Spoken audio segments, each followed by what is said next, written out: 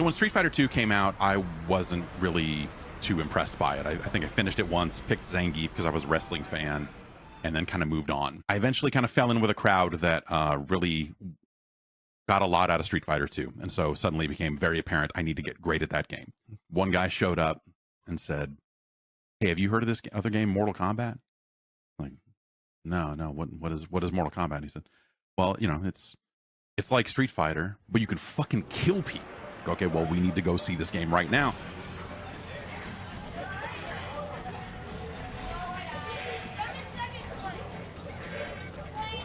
I absolutely remember the first time I played Mortal Kombat.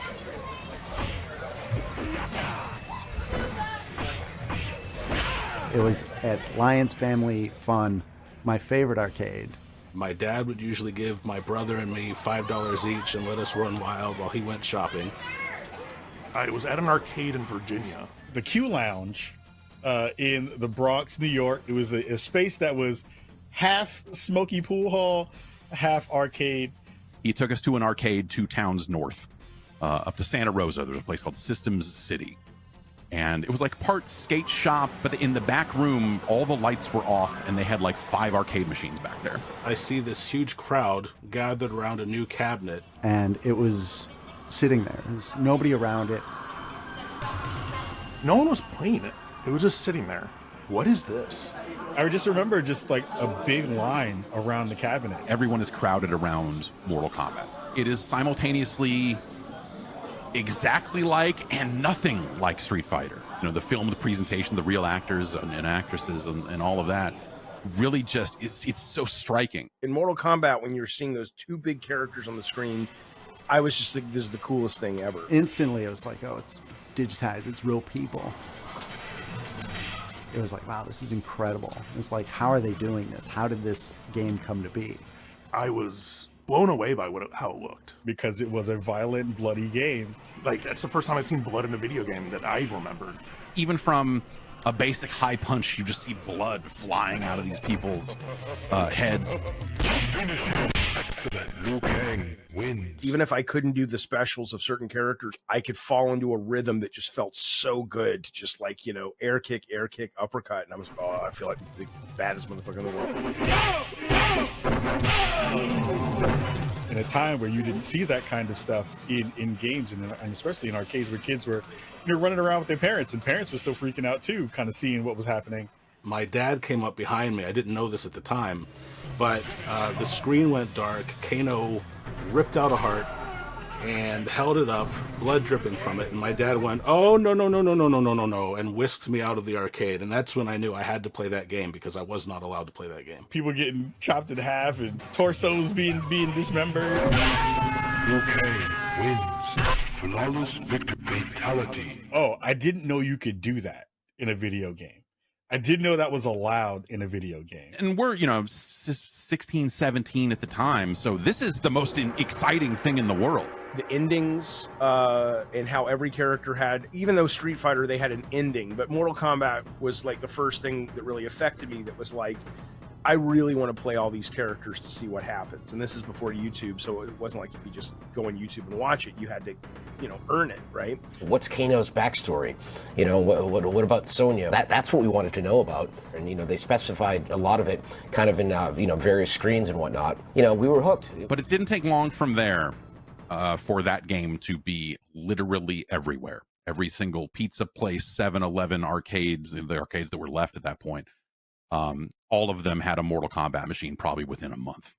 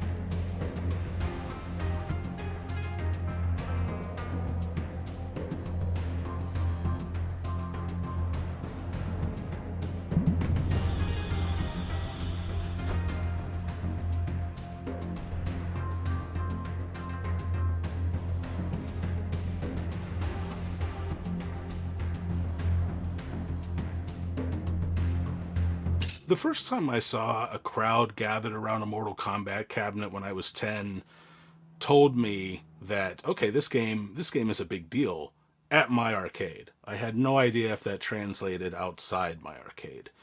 Then Mortal Monday happened. Not just the day itself, but the build up to it. Seeing the zeitgeist around it was huge. Conversations around Mortal Monday were happening, the first kind of big marketing push. Acclaim was clearly, they knew what they had in their hands, and so they were doing a much bigger effort in promoting it. I remember them telling us that they were going to spend $10 million to advertise this game. And I remember saying, you know, are you sure you want to put that kind of money behind this? And you know, in retrospect, of course that was a right decision. But I remember being really paranoid thinking, you know, that they were putting a lot on this game. The preparation for the release of Mortal Kombat was just massive. I was working at Babbage's software. Pre-sales had started early, so like we knew we were going to be just selling out. It was all I could talk about. I remember going to see a movie, I can't remember which film it was, and they were advertising Mortal Mondays, which was one of the greatest marketing blitzes in video game history. And it was just, you know, all these random kids yelling in the middle of a city street, Mortal Kombat, right? Mortal Kombat!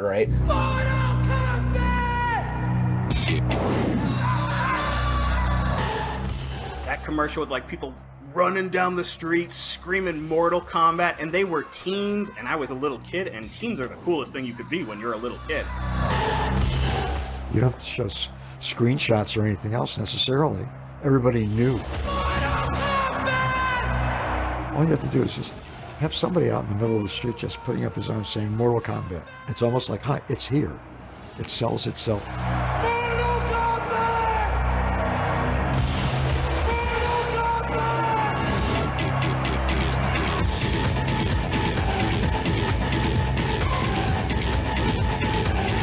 We were all like, yo, did you see that Mortal Kombat commercial? What is Mortal Kombat? And there was always like one kid who knew a little more. It's a video game, but you kill people.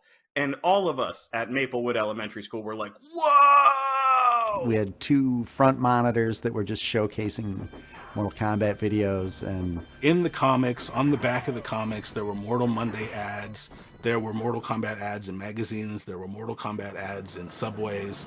You know, just seeing the standees and the posters and things at Times Square and the signage that was coming in, every piece of memorabilia that was coming in, and t-shirts, and it was just over the top compared to other games. I remember just being nervous about it, thinking, I hope this game lives up to it. Even though it was a huge arcade game, you know, you just never know at home.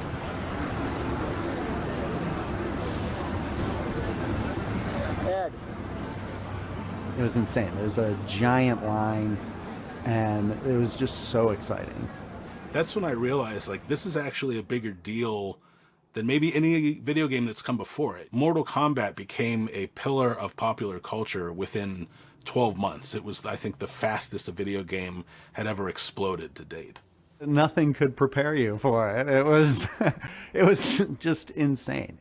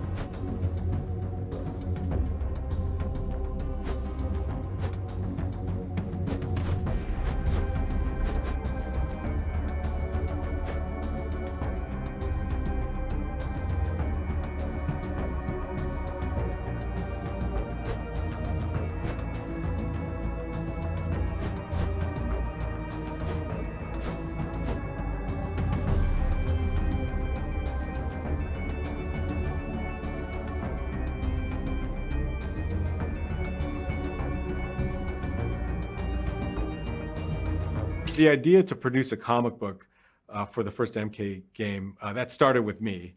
Coming from comic books, I had a great desire to sort of tell this story that we weren't able to tell in the game. And so I thought, what better place to do it in a comic book? I talked to Ed about it, and so Ed thought it was a great idea, and I think the both of us went to Roger Sharp to try to see if there was any money that we could get from marketing to help us produce this comic book. I tried to always do stuff that I thought would be special. And John, pulled together, here's a comic book. I wasn't getting paid anything extra to draw this comic. So I wrote the story and, did the illustrations.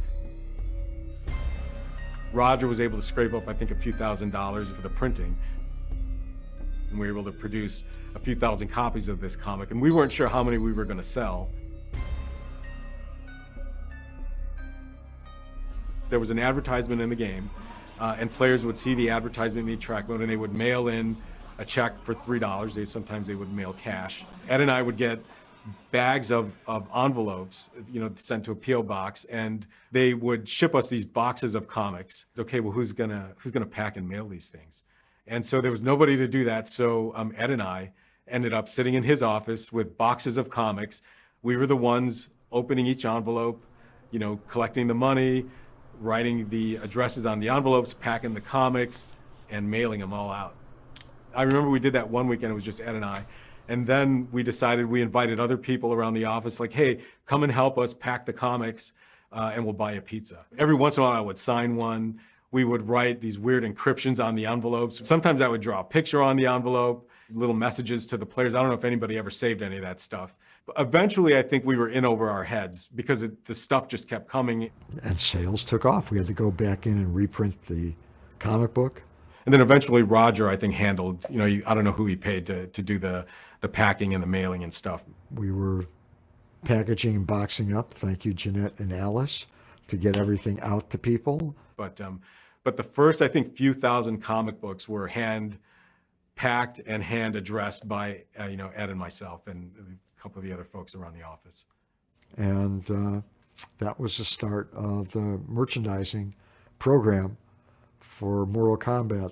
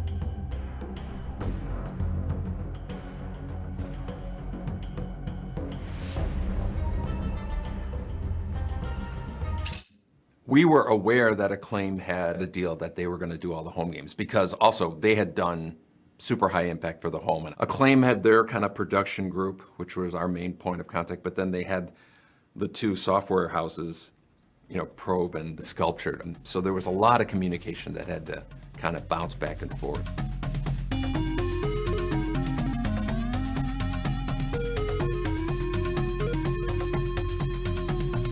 Probe offered me Mortal Kombat on the Mega Drive, the Genesis version, and I said yes. I'm free. I'm available.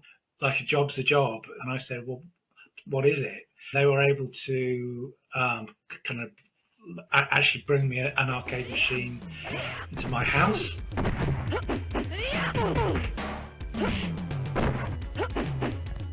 And kind of started playing it, and I thought, well, this looks easy enough.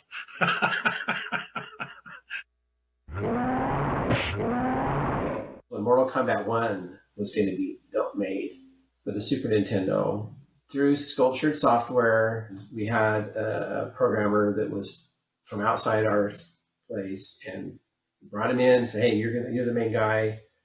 And that did not go as well as we would have wanted it to go. Tests were white.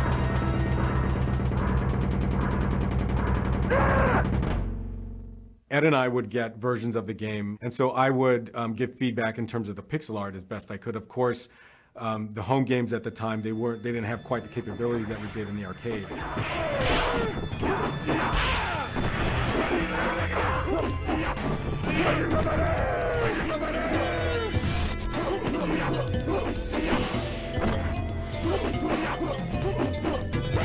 I think the biggest problem that we had wasn't as much the power of the machine, but how big the memory of the Mega Drive was. We had to shrink all the sprites really down as much as we possibly could, and there's a lot of frames of animation in there. You know, we started off by kind of basically taking out every other frame, and that wasn't enough. So then we had to take out like 3 out of 5 frames, and then kind of concentrate on the important animations, the ones that let you see most. Williams have like a method of writing. It's almost like a kind of multi-threading. It's like that there's a number of different programs all operating at the same time. So one of those programs operates one of the characters, one program operates one of the weapons, one of them operates the background, and all of those different little programs kind of speak to each other. That isn't a method of programming I had any experience of. It took me a while to work it out. And kind of Probe were getting very nervous because there wasn't anything on the screen. I was working, there wasn't anything on the screen. And then eventually I was able to basically kind of translate the original code almost line by line. It kind of worked, and the whole thing kind of came to life.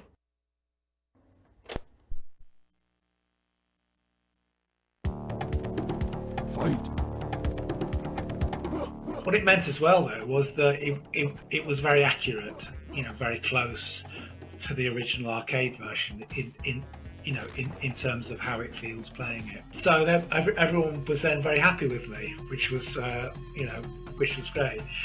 Genesis played much better, and it had the blood, the abacab, and all that. Get over here!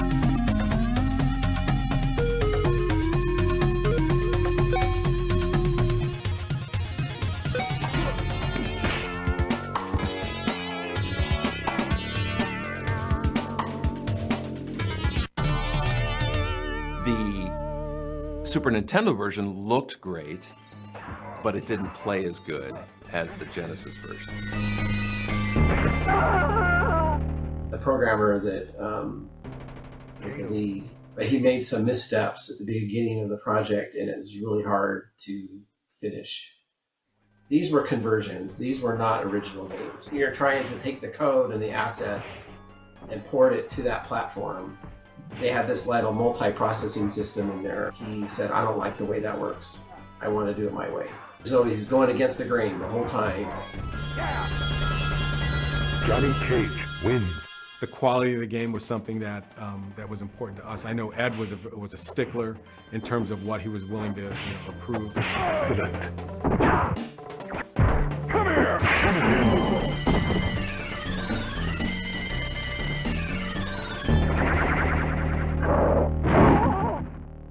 And, we were down to the wire. We were, saying that, we're not going to approve it until you fix this, this, and that. And I ended up having to help him. So it got done, but it played not quite as well. They needed to build millions of cartridges, and there's lead times involved with that. And so those two things kind of conflicted a couple times, and there was some tension there.